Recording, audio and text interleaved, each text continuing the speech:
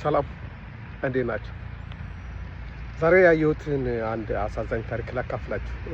በጠዋት ከቤቴ ወጥቼ ወደ አንድ ጉዳይ እየሄድኩ መንገድ ላይ አንድ ወጣት እድሜው ከ19 እስከ 20 የሚገመት አበሻ በቃ የአእምሮ ህመምተኛ ሆኖ በጣም እንትን ሲል እየጮኸ መንገድ ላይ እየጮኸ ከሆነ ነገር ጋር እየተጋጨ ሲሄድ አየሁ እና ቀርቤ ላናግረው ምናምን ሞክሬ ነበር። አያስጠጋም።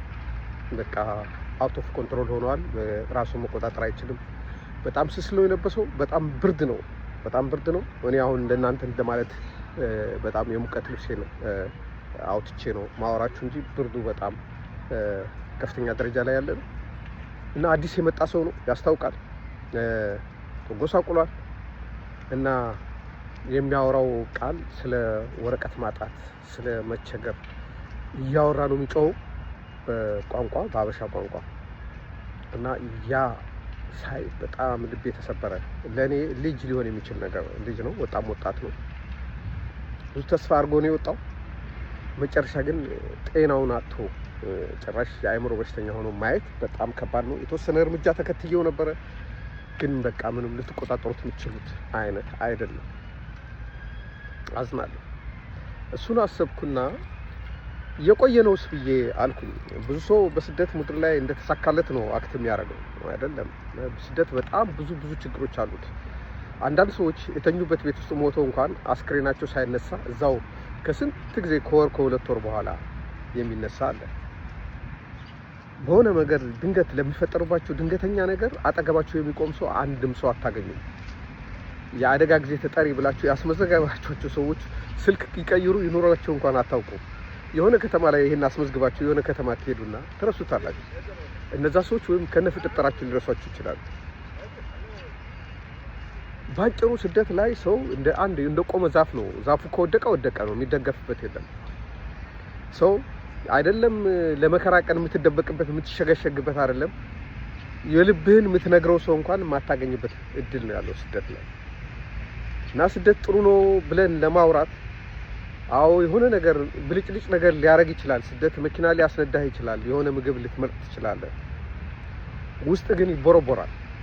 ውስጥ ተቦርቦሮ ነው የሚያልቀው። ማንነት ይጠፋል፣ ክብር ይጠፋል፣ በራስ መተማመን ይጠፋል። ስደት እየበዛ ሲሄድ በሽተኛ ያደርጋል፣ የአእምሮ በሽተኛ ያደርጋል፣ የጤና ችግር ያደርጋል። ለአብዛኛው እንደዛ ነው፣ ግን ለሁሉም አይደለም። ይሄን ወንድሜ ሳይ በጣም ነው ያዘንኩት። ራሴን ወደ ኋላ ተመልሼ አየሁ። በስደት ምን አተረፍኩ አልኩት። ግን የሰው ልጅ ፈተናው መከራው መቼ ነው የሚቆመው? በጣም ነው ያዘንኩት። በጣም ፀጉሬ ልቆረጥ እየሄድኩኝ ነበረ። ሙዴ ሁሉ በቃ ልክ አይደለም። ስለሱ ብቻ ሳይሆን ስለ ራሴ አዘንኩ። ምንድነው መጨረሻችን? በስደት የምንኖር ሰዎች ምንድነው ስኬታችን? ምንድነው?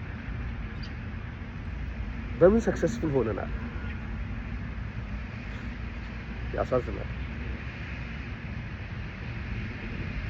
ይሄ ለሁሉ ሰው ላይገባ ይችላል። ለእኔ ግን በደንብ ነው የገባኝ።